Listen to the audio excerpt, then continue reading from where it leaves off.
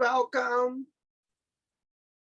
All right, y'all, it's 7 o'clock, so let's jump in with the introduction, and then we could go from there.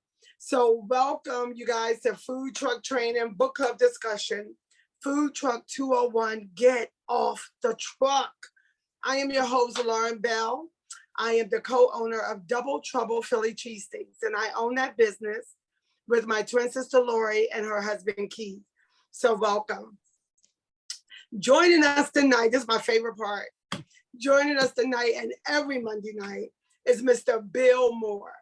Not only is he the author and creator of this food truck training group on Facebook, which today has almost 40,000 members. Did we cross the mark yet, Bill? 31,000. You're 31, exaggerating just to be. Okay, 31. No, I thought it was over 31. Oh, so that was a typo. My bad. Almost, we're getting there. So that's the goal, right? Bill and his wife Melissa, spends countless hours, of course, maintaining the professionalism and the professionalism and the integrity of this group. Bill and Melissa brings 45 years of experience to the food industry, from running large food chains to food trucks to hot dog carts. Bill is also the author of other books titled Food Truck 101, From Beginner to Winner, Putting the Cart Before the Dog, and that's right, Taking It to the Streets. Yes, that's the book of all books, right? So please help me welcome to the platform Mr. Bill Moore and Melissa, who I'm sure is in the background keeping us straight. Welcome, guys. Yeah, she's in the background, and she's wanting to point out that I've got the 45 years. She ain't that old. So. That's combined years. Okay. No. If you combine the years, we have like 82 years combined. Oh, so maybe I'll do a combined year. Yeah. That's good. That's funny. Because Melissa's she started when she was a real young teenager working in restaurants. 14, she just said. Bill, just so you know, she is 29. She's 29. That's how old. She's 29 years old. She's celebrating her 30th anniversary of her 29th birthday. You're off a little bit. Funny. You just told me. So, Bill, I'll let you take it away with the introduction to the discussion for tonight. All right. Thank you so much for your introduction. I know you got to get to work, so you work, and we will talk about the book tonight. Okay, I'm gonna go on mute. Okay. Tonight we're going through pages 89 through 123.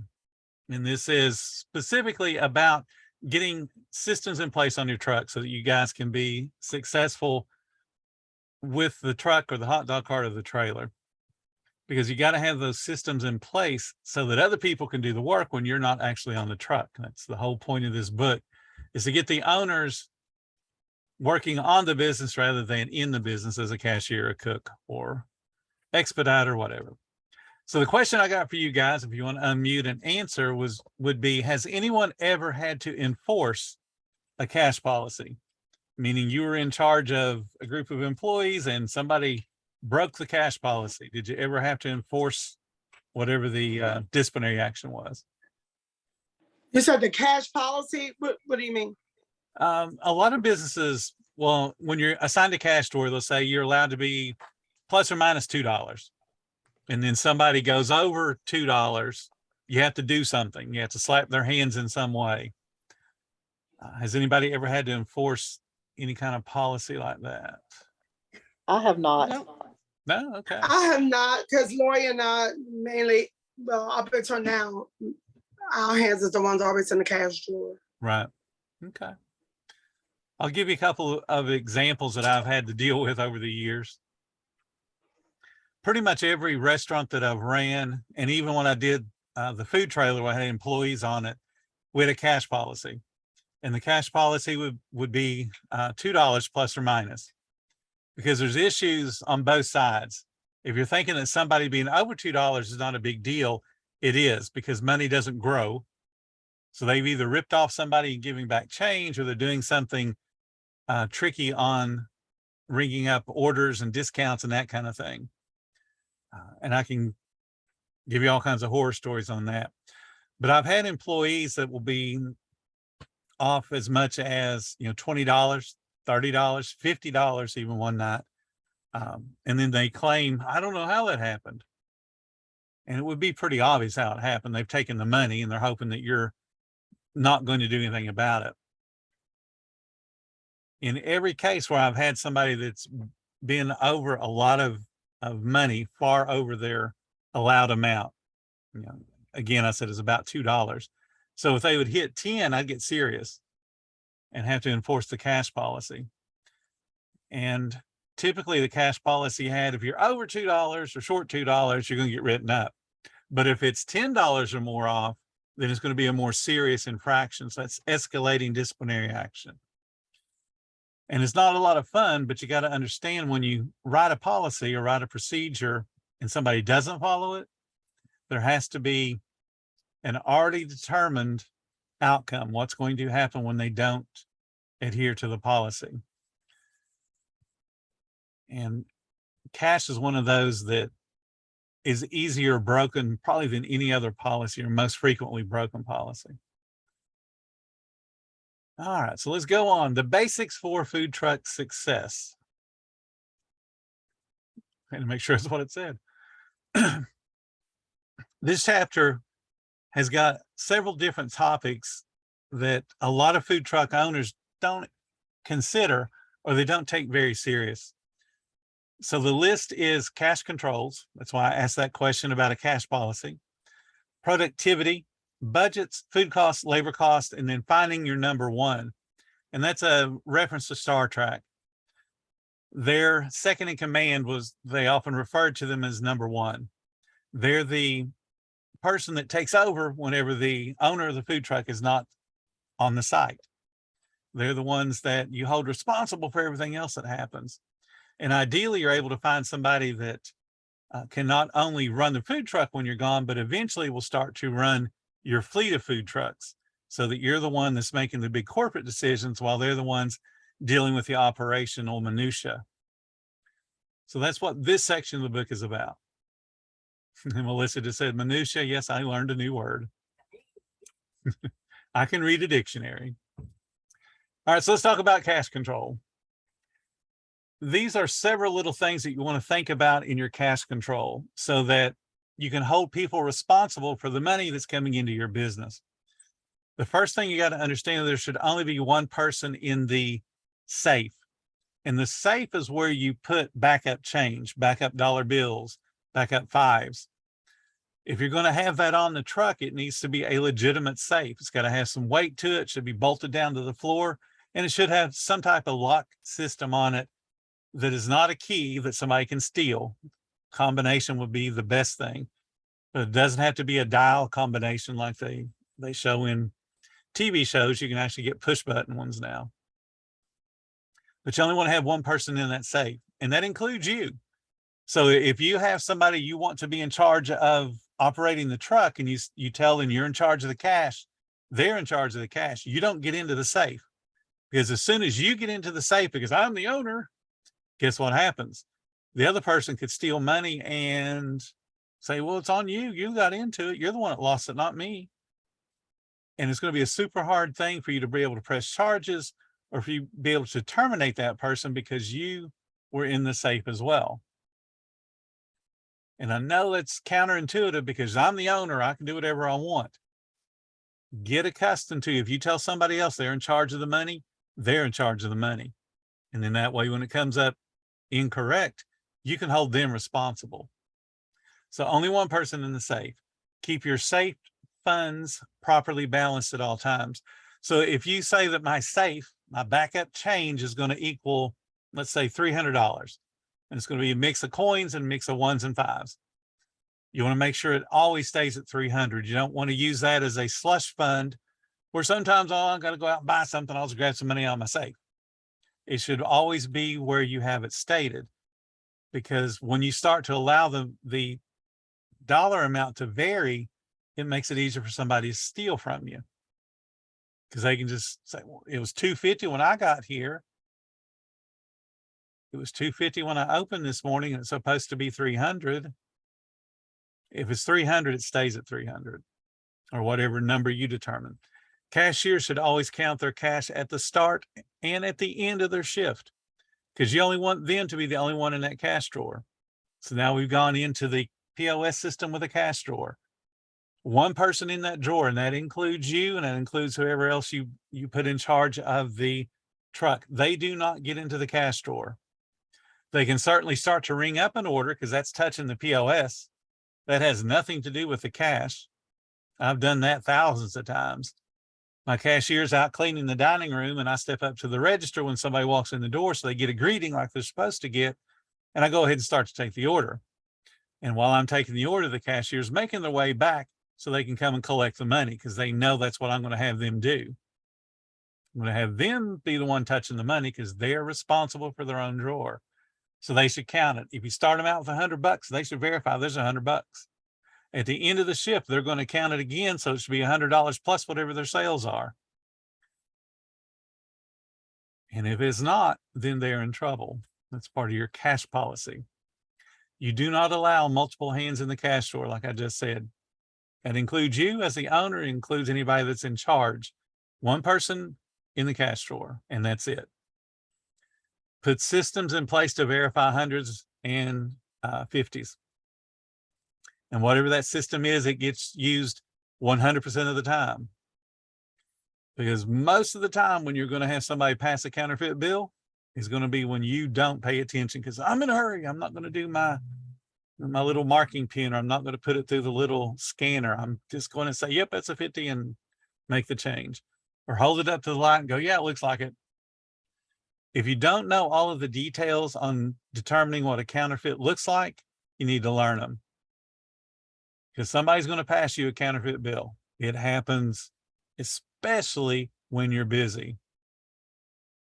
And there's also what they call quick change artists, where they come in and confuse a cashier and are able to get the cashier to give them back more money in change than they should have gotten back. And I've actually seen cashiers become victim of that, as well as counterfeit money. Limit the amount of money in the cash drawer. So if you're at an event where they're really, really busy and you're so happy you got this much sales coming in, you're going to ask the cashier periodically through the day, I need you to count me out 200 or 300 or 500, whatever's in the drawer, and strip the drawer down. So the cashier is the one counting it out. She hands you, say, $500, and you take that and you get it off the truck. You go make a deposit somewhere, you put it somewhere that is secure, so that if somebody comes up at the window and sticks a gun in the cashier's face, you have limited the amount of money they can rapidly get to. Another thing that people will try to do, especially if they're tall enough to see inside, is when the drawer pops open, how much money's sticking out of that drawer? Is this going to be an easy mark? So when you keep the drawer stripped down, they look in and go, man, these people are broke. I don't want to rip them off. And they'll go to another food truck that doesn't have a good cash policy in place and has all the 20s hanging out and all that kind of stuff. You want to reconcile reported deposits with validated deposit slips. So this is you double checking yourself or double checking your employee that's running your deposits.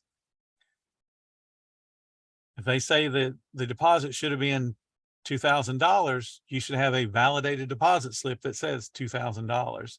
This is a double check on your paperwork. You want to have a budget created for paid outs, and where does that money come from? I don't like pulling that kind of money out of the store safe or the trailer safe for one reason. You want the safe to be balanced. It should have whatever you have determined is the proper amount in there, 200, 500, 1,000, whatever that number is, it stays in there. So if you need to run to the store and buy buns or buy cheese or whatever, that money comes out of your sales. And you grab that money and go to the store, buy whatever you need, put the receipt and the change back in the cash drawer. So at the end of the day, that cash drawer should have all the sales, all the credit cards, and then any receipts should all add up to whatever the grand total is on the cash report for that drawer. And then the tedious thing that no one does. reconcile your credit cards. We'll see from time to time when people are saying, are y'all missing money from Square? I'm not getting all my cash deposits. Most cases they are. They just don't realize how they're getting them, because there is a little bit of lag from time to time, depending upon when your official closing time is. If it's a weekend, a holiday, there are lags in those banking systems. Square is easy to reconcile, but if you have a merchant account and use Clover, for instance, or one of the other credit card processors where you have an individual statement that comes back to your business every month, and it'll be 3, 4, 5, 6 pages long of every single credit card and how much money was collected on that.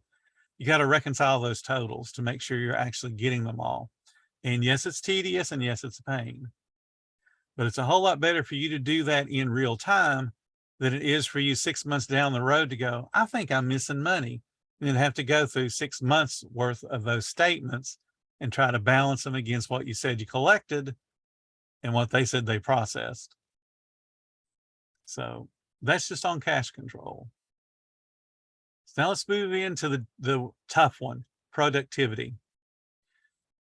We have this question come up again from time to time, being productive and how you should staff your food truck or your food trailer based on the number of people and what they should be doing. Here's an example of 2 employees. 2 employees should be able to handle 10 to 25 guests per hour. So if you think about that, that's taking care of one person roughly every little over 2 minutes. Nice leisurely pace. But here this diagram lays out what they should be doing. The person in blue is to represent the person that's in charge of the trailer at that moment. So that could be the owner right now. It could be the trailer leader. But the red shirted folks, besides being the ones that always get killed in Star Trek, in our particular instance, the red shirted folks are the employees. So here you see what they're doing is they're only sliding side to side. They're not bumping into each other and stepping back and forth and trying to, do different things. They have specific jobs outlined.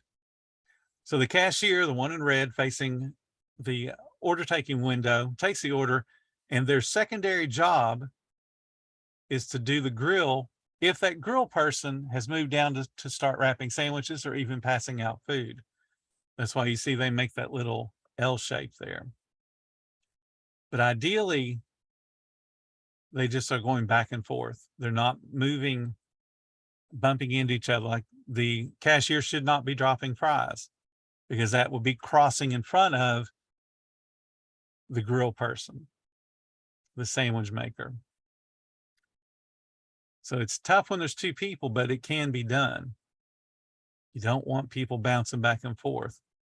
So let's say that the cashier, and we had this instance come up the other day, there's been like 50 or 60 people respond to it. Got 2 people, one of them's on the grill, one of them's on the cash. The cashier is taking orders, and at some point they stop because they realize the grill person is behind. There should be some standard. How many orders should the cashier take before they cease taking orders? And that's up to your menu and your operation. It could be 3, it could be 5, it could be 8, doesn't matter. You just have to have a set number that the cashier will not exceed. And typically you want to look at hanging tickets. So in this scenario here, you guys can see my cursor. This person's working the grill. So the cashier takes an order, they put meat on the grill. That's what this red stuff is here. They put meat on the grill. Cashier takes another order. So now they're putting more meat on the grill because they got to wait on the cook time. Cashier takes another order, put more meat on the grill. So we got 3 orders up. Since this is set up to be a burger trailer, then we could take another order, take a 4th order, put it on the grill. So now we have 4 orders worth of food on this grill. If the grill person is organized, then it should be in rows of meat that match the tickets. So if the cashier is pacing the line, which means that they are doing what they should be doing every single time a guest steps up, which is hi, welcome to the food truck. May I take your order, please? And you say it with that cadence and that slowness, because that's buying the people that are producing the food time to produce the food that's already been ordered. You can't look out at a line of 60 people deep and go, oh my God, I've got to go faster. Go, hi, welcome to the food truck, take your order, please. That does not work. Hi, welcome to my food truck. Would you like to try a chili cheesesteak? Would you like to try, a Chicago dog? Would you like to try whatever's on special for that day? And then take the order. Then you repeat the order back. Okay, I have your order as 1 hot dog, 1 hamburger, 1 Philly cheesesteak. Would you like to try some fries with that? Would you like a Coca-Cola with that? So whenever suggested selling, and then the guest says yes or no, then you do the cash transaction, and then you give them directions on where to pick up the food. We'll send out this pager number and it'll buzz, and you step down to the order there, to the other window, pick up your food, whatever your directions are. That communication is buying the staff in the kitchen time to make the food, either the food that's already been ordered or to get the food that just got ordered down and get it started cooking. And that has to happen every single time. Your goal should be to take 1 order every minute. So that means you could actually wait on 60 people an hour.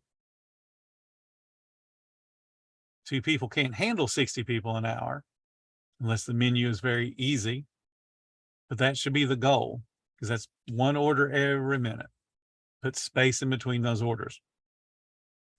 Now, if a family of 4 comes up, that's 4 individuals, that's 4 people. So that's 4 minutes for you to take the order, for you to get the order out of the kids. What would you like today, kid? Because kids are going to be real hard to get orders out of. Parents tend to let the kids place the order. And what would you like on that? You know how it goes. And that's okay. We're expecting that 1 minute per person. And in this scenario, once they've taken enough orders that they can no longer put food on this grill, then the cashier stops taking orders. And this person would slide down that direction towards the sandwich maker station so that they can start assembling all these burgers, get the fries ready to come up, scoop them up out of the dump station. And then this person steps back to the grill to mind the food that's on the grill, flipping the burgers, adding cheese, whatever they need to do to get the food going towards the person that's assembling it. And then as this person here, the one in blue, gets an order done and completed and steps here, follows a little arrow to expedite the order out, that now frees this person to come take 1 more order. The cashier can now take 1 order because they've moved 1 off the truck. And they continue that process. As long as the orders are coming out of the truck at a reasonable pace and the people can see that the line is moving towards the order station, they will stay in the line. What makes people leave a line is when it's stagnant. It does not move. It ceases to move. What makes people angry is if you take all those orders and then have them wait on the food 20 or 30 or 40 minutes, then they get angry. Now, yes, they may be too afraid to confront you and say, hey, idiot, why did it take you 40 minutes to cook a hamburger? They may just eat the food, say, yeah, it's great, and leave, but they ain't coming back. So that's what 2 people would do. You got to lay out exactly what each person should do when there's only 2 people and think it all the way through your particular layout. Now I'm going to go to the next extreme because my book lays out all the different steps from 2 and 3 and 4 and 5 employees. So let's go to the really busy truck. 6 employees taking 120 guests an hour. So that means 1 every 30 seconds. And yes, that's possible, but you got to do some things. Number 1 is you got to have somebody outside face to face with your guests, being able to take the order and getting the orders done quickly. Then you've got all the people on the truck, and they all need to have very specific job descriptions or very specific jobs. Now, how this works when you have an outside order taker, this person is taking the order, but they're not handling any change because they're exposed. We don't want them handling money. So they have a hopefully something wireless that's connected to information here for these folks to know what's being cooked, whether it's a ticket or a KDS screen, but they're getting the information. So when the outside order taker rings it up, the people that are in the kitchen know what to make. If the guest is going to be paying with cash, the outside order taker just directs them up here to the cashier. Absolutely, the cashier is going to make the money transaction. If they're doing credit card, then obviously this guy can just scan it through the credit card machine and then tell the guests where they need to go to pick up the food.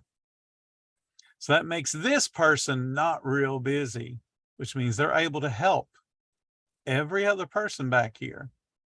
But as long as they're an aware employee, when they see somebody step up to pay cash, they know to step up and collect that cash.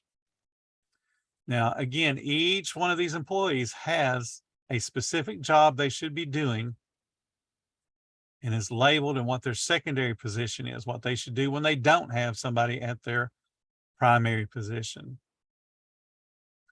Now, the reason that I put the person in charge at the expediting station is because that's the easiest position to walk away from if they have a guest complaint.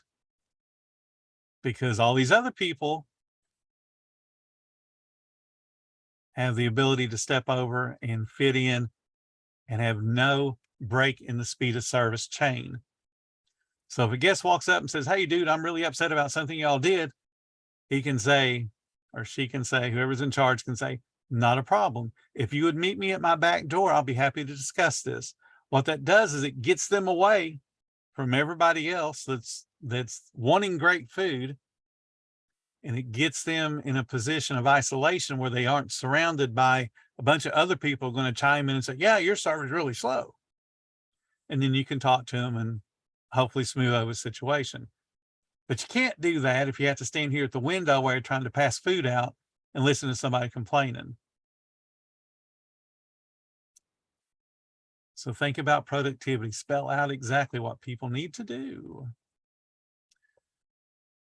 Now, to improve your speed of service, that's what SOS stands for, speed of service. Thin down your menu. You guys know that I work with trailer builders and they send people to me to help them to learn how to do the business.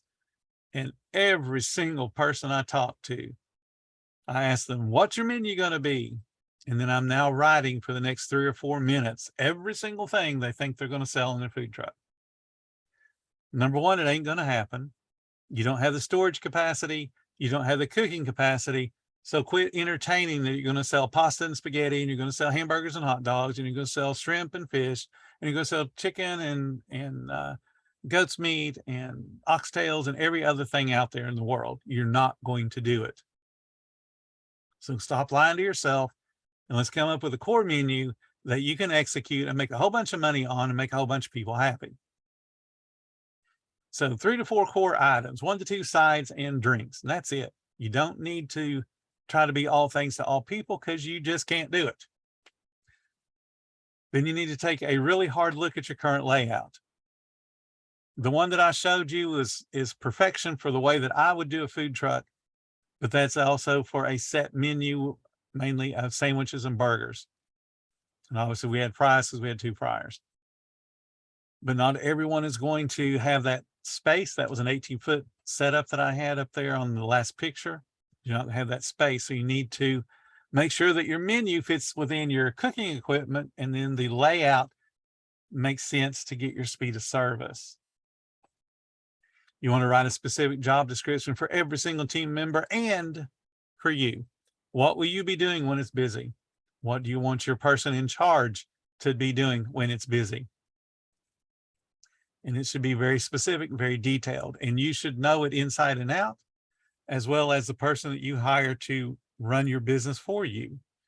They should know it inside and out, because they should be able to look at the trailer and see where the bottlenecks are.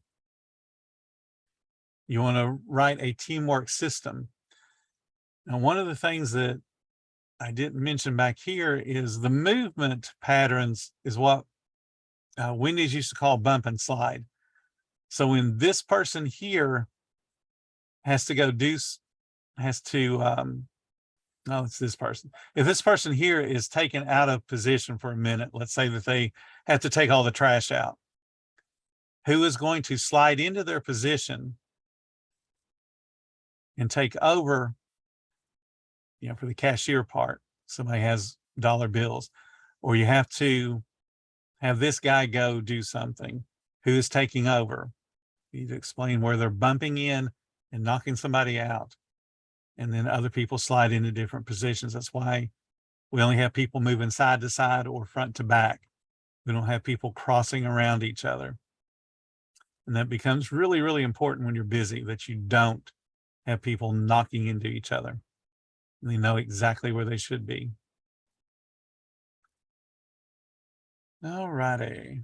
Every procedure, it's right, the exact procedure of every step of the guest experience.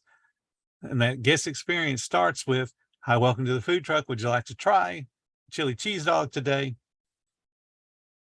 And then go through every single step. Once that order's taken, where does it go? Is it on a KDS? Is it printed? Is it handwritten? Is it hung up on a ticket rail? Is it looked at on the KDS? What are you doing with that? Does the ticket move? But ideally, the only thing that moves here is the food. The food gets passed to different employees who assemble it and cook it and so on. But every step needs to be laid out so everybody knows what they need to do. And then if they have to take over for someone, they know exactly where they are in that process and what needs to happen next. Cross-train everybody. You guys know I hate seeing people say, well, I pay my cashier $10 and I pay my cook $15 because they work harder. No, they don't. Try running without a cashier one day. How much sales are you going to do without a cashier? Cross-train everybody to do everything. Yes, some people will be better at certain positions than others, and that's okay. Everybody has their talents, but the entire team needs to know how to do everything. You know how to run the register, then you know how to scan a credit card, then you know how to cook the meats and the proteins, and you need to know how to assemble it and assemble it properly. It shouldn't be, well, there's what comes on a burger. I've actually heard a food truck owner tell that to an employee. So you know that burger is getting dressed just however they want. That's not what you're doing. You're running a business that has standards. Create job aids. So here you go. Job aid would tell that person doing the hamburger how to dress it. We'll talk about Burger King. Burger King teaches you to dress the crown with mayonnaise less tomato. 2 tomatoes if they're not the big beefsteak tomatoes.